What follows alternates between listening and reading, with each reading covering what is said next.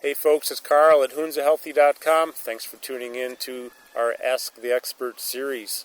This is part 2 of a two-part series having to do with nutrition and your workouts. And in this particular video, we're going to be talking about post-workout nutrition.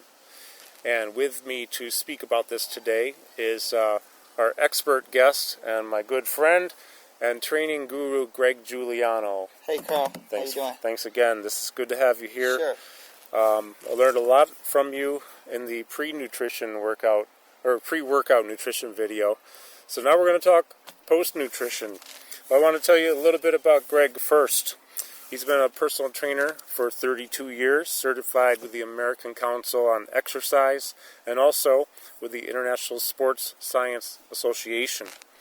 He's worked with many elite athletes at the college and professional levels. You spent some time in Hawaii, 6 years in Hawaii, working at the Keolamamo Holistic Health and Wellness Center. Yes. In Honolulu, before you moved back to Syracuse. Honolulu Sunny sounds Honolulu. great, man. Yeah. Sunny Honolulu. Beautiful. Yeah. Beautiful. Greg has a Bachelor of Science from University of Hawaii and also a Bachelor's in Public Health from Syracuse University. He was recently a keynote speaker for the American Diabetes Association and also for the American Heart Association. And you're training clients at Trillium Fitness Center in East Syracuse. Correct. That's correct. Awesome. Well, let's get into talking about some post-workout nutrition.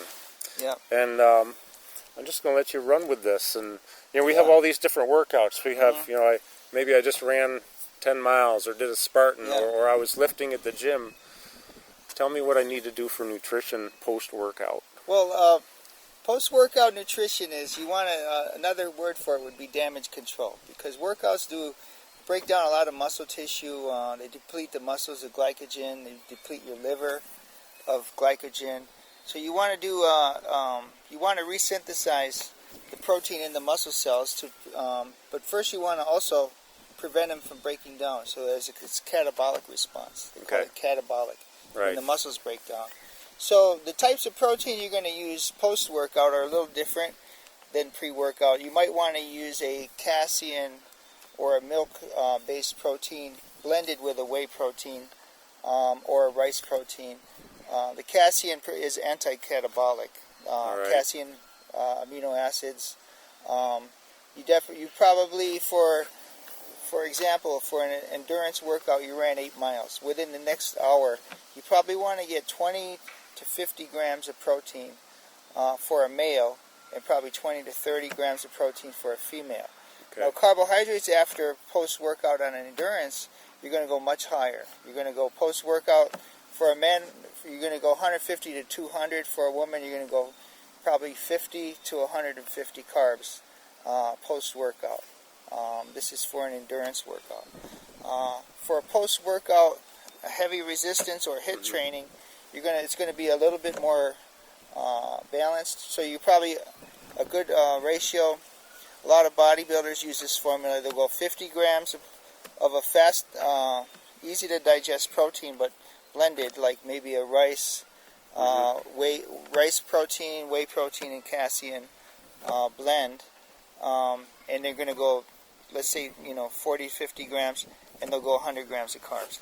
You're not going to need 150 to 200 grams of carbs post-workout on the weights, but you're going to need probably at least 100 if you're working out for an hour straight. All right. Yeah. So our window of time, again, you mentioned an hour previously. An hour, but optimal would be within the first 45 minutes. Okay. Because as you train, you have receptors on your muscles. They're glucose receptors. They start to open up because they're pulling in glucose. Now, when you stop training, the receptors or those windows on your muscles start closing up. Right. So they start closing up within the first hour, after the first hour. So while they're still wide open, so it's like getting glucose through a hole, right? It's like sucking up pancake syrup with those stir straws. Okay. You can't do it because there's not enough volume. Okay. Yeah. So the windows on the receptor sites on your muscles are wide open right after you train. So they pull that in much easier. And you Okay. recover a lot faster. You speed your recovery time, then you're going to be able to train harder. Yeah, that makes sense. I'd heard 45 is the optimal number of minutes. That is the key number. Okay. 45. Great. How about, you see people oftentimes taking some kind of a protein powder or anything like that. Do you recommend that? And if so, is there a particular supplement or powder that you recommend for either during workout or post? Are there any advantages to protein powder of any kind? I would use the protein powders with a higher carbohydrate to protein ratio. More carbs than protein. Okay, you can use a 2-to-1 ratio carbs to protein or a 3-to-1 carbs to protein ratio. Some of the formulas, they have vitamins as well. You do lose some B vitamins and some minerals, electrolytes when you're training. You want to use the one with that. Muscle Meds came out with a formula called the secret sauce. It has amino acids. It has creatine. Creatine is really good post-workout also if you're training with weights or doing HIIT training. But Muscle Meds came out with secret sauce. It has leucine in there. It prevents a catabolic response. It has branched chain amino acids. Helps increase protein synthesis. And it has 50 grams of carbohydrates. And there's no fructose corn syrup in there. Great. No high fructose corn syrup. So again, when we're talking carbs, we're talking about natural sources of carbs. We're not using high fructose corn syrup or pancake syrup. Or we can use honey though. That's a natural source. Raw honey, not processed. The thing we want to do though, Carl, is we want to switch. Before we worked out, an hour and a half before we worked out, brown rice. After you work out, or after you run or lift weights, you want to switch to white rice. And again, stay with easy digestive protein, egg whites. Faster, right? The white rice is faster acting. It'll raise replenish your glycogen stores in your liver faster and in your muscles. So white rice, the only time of the day you want to eat that is immediately after you work out. All right. As soon as you can get it in there.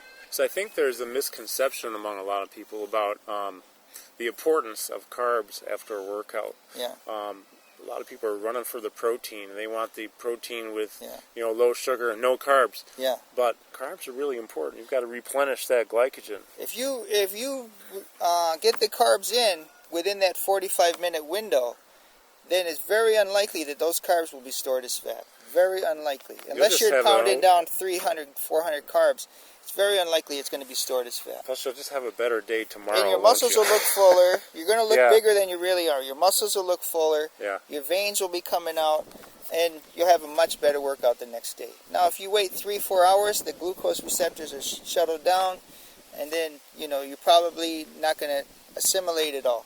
And whatever doesn't get assimilated in the muscles, unfortunately, it will go into the fat cells. Right. And we don't want that. That defeats the whole purpose of it all, right? That defeats the whole purpose.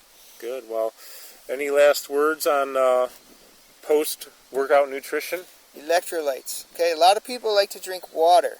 Okay, water is a good thing to drink post-workout. You got to rehydrate, but water by itself doesn't have the minerals and electrolytes. So you want to get an electrolyte formula that'll help you recover.